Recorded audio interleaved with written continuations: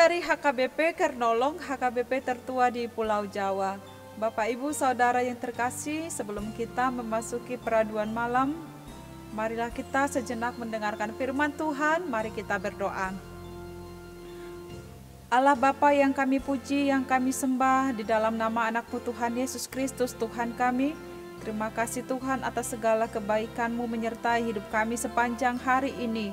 Malam ini Tuhan, sebelum kami membaringkan diri di tempat tidur, kami mau mendengarkan firman-Mu. Berkati kami, curahkan pengetahuan hikmat yang dari sorga, memberikan kami pengertian agar kami mengerti akan kehendak dan kebenaran dari firman Tuhan. Dalam nama Tuhan Yesus kami berdoa dan bersyukur kepadamu. Amin.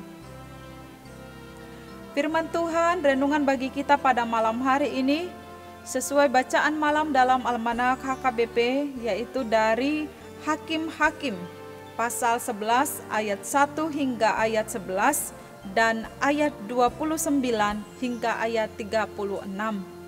Ayat pembimbing renungan ayat 30 dan 31. Begini firman Tuhan. Lalu bernazarlah Yefta kepada Tuhan, katanya, jika engkau sungguh-sungguh menyerahkan Bani Amon itu ke dalam tanganku, maka apa yang keluar dari pintu rumahku untuk menemui aku pada waktu aku kembali dengan selamat dari Bani Amon, itu akan menjadi kepunyaan Tuhan, dan aku akan mempersembahkannya sebagai korban bakaran. Demikian firman Tuhan. Tema renungan ini, nazar harus ditepati. Sahabat renungan malam Shalom, nazar dalam bahasa Ibrani dikatakan nadar, yang artinya adalah sebuah janji yang secara sukarela dinyatakan di hadapan Allah sebagai ganti atas sesuatu yang diharapkan akan diberikan dan dilakukan Allah. Barang siapa yang membuat nazar, ia harus memenuhinya. Apabila engkau bernazar kepada Tuhan Allah, janganlah engkau menunda-nunda untuk memenuhinya, sebab Tuhan menuntutnya daripadamu. Nazar adalah janji yang sungguh-sungguh kepada Allah dan harus siap menepatinya. Renungan ini adalah kisah seorang tokoh Alkitab yang bernama Yefta dengan nazarnya kepada Tuhan. Yefta adalah anak Gilead dan ibunya seorang perempuan sundal. Ia seorang pahlawan yang gagah perkasa. Pada saat hendak berperang, Yefta hadir untuk berperang melawan Bani Amon oleh permintaan tua-tua Gilead. Yefta membawa seluruh perkaranya itu ke hadapan Tuhan Allah. Lalu bernazarlah Yefta kepada Tuhan. Demikian ia katakan, jika engkau sungguh-sungguh menyerahkan Bani Amon itu ke dalam tanganku, maka apa yang keluar dari pintu rumahku untuk menemui aku pada waktu aku kembali dari dan selamat dari Bani Amon, itu akan menjadi kepunyaan Tuhan, dan aku akan mempersembahkannya menjadi korban bakaran. Di sini Yefta bernazar akan memberikan apapun yang keluar dari pintu rumahnya untuk dipersembahkan kepada Tuhan apabila Tuhan menyerahkan Bani Amon itu ke dalam tangannya. Ternyata apa yang terjadi ketika Yefta pulang ke Mispa, ke rumahnya, setelah mengalahkan Bani Amon itu, memenangkan peperangan itu, tampaklah anak perempuannya anak tunggalnya keluar menyongsong dia dengan memukul rebana serta menari-nari.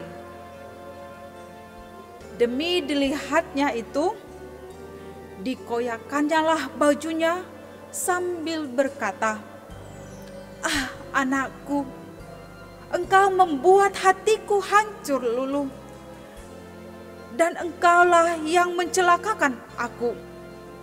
Aku telah membuka mulutku bernazar kepada Tuhan, dan tidak dapat aku mundur."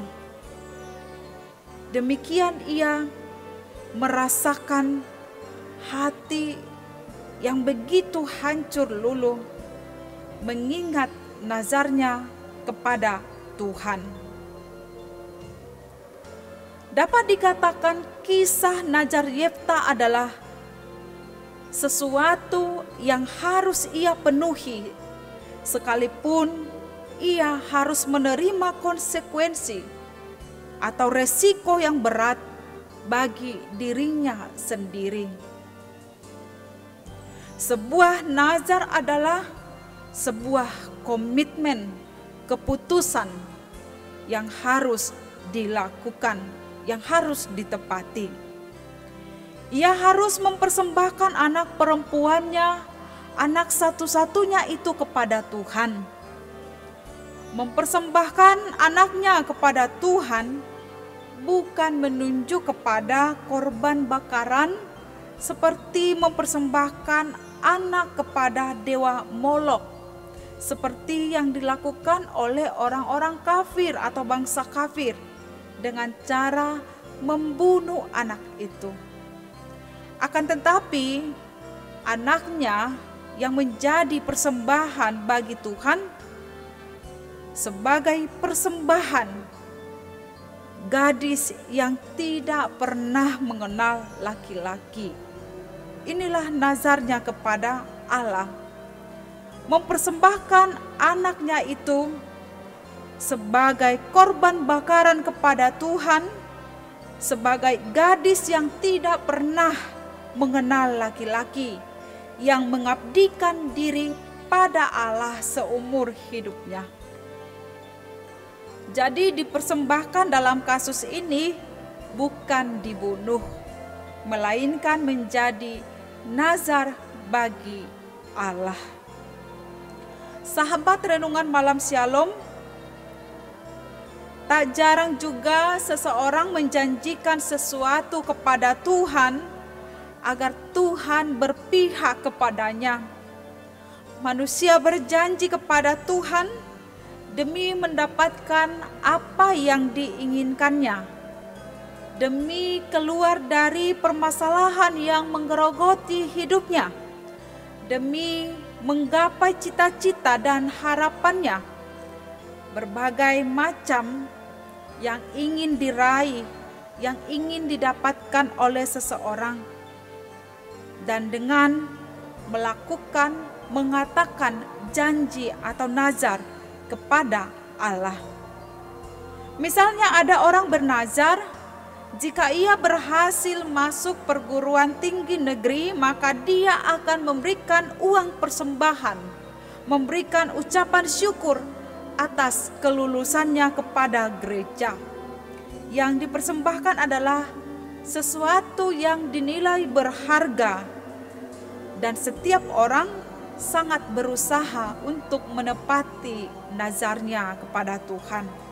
Sahabat renungan malam Shalom, tak jarang juga seseorang menjanjikan sesuatu kepada Tuhan agar Tuhan berpihak kepadanya.